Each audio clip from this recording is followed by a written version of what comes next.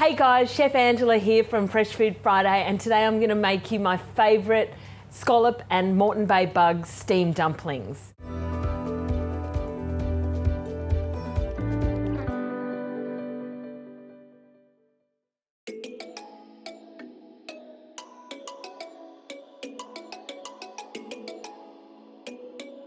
You can add little different types of flavourings to your dumplings, but today I'm going to add asparagus and chives. Now let's start prepping the herbs. I love to use the small chives, and you need quite a lot of those. Make sure you use half a bunch. So we're going to chop those really quite finely, maybe half a centimetre each. The flavour of the chives just brings out the delicateness of the seafood. I just love it. Okay, you could also use scissors if you'd like as well to chop the chives. This recipe would probably make about 20 dumplings, I would say.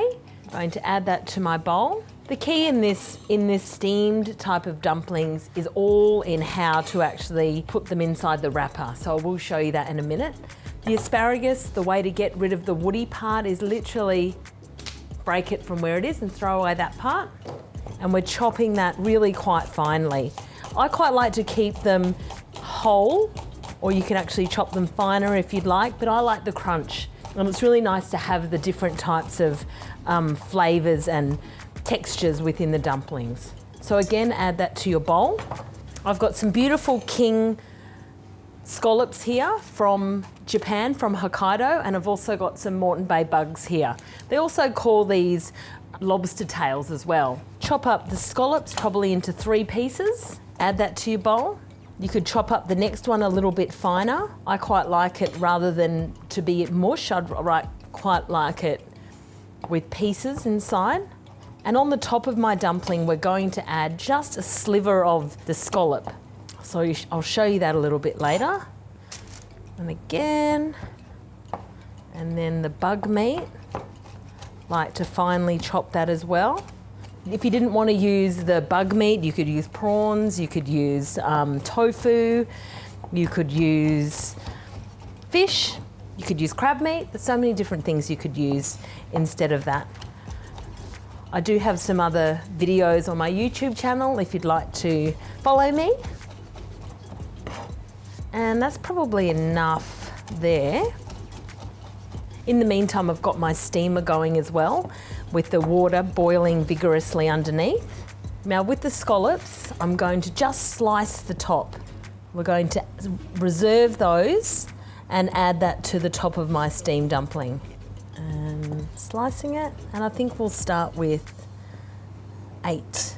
Lucky Asian 8. Now for the flavourings of my sauce, I'm going to add 3 teaspoons of soy sauce. I like to use the gluten-free Kikkoman. I'm going to add 1, 2, 3, 4, 5 of sesame oil, and then again, white pepper.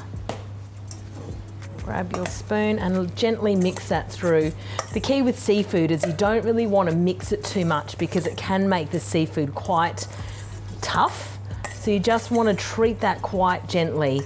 If you mix prawns and bugs and shellfish and things too much, they become really tough like racquetballs. Now we've got that mixture together, just like that. I've got my dumpling wrappers. Now this time we've used the round ones, and we keep them under a tea towel so that they don't dry out. Now this is the technique. Cup your hand in a C shape, pop your dumpling on top and push that in so it makes almost like a little cup there. Grab your dumpling mix, push that inside.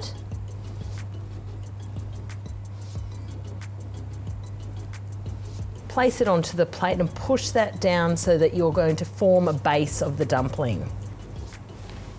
Grab a slice of your scallop and sit that on top. And there you have it. Let's do it again. So you make your hand into a C shape.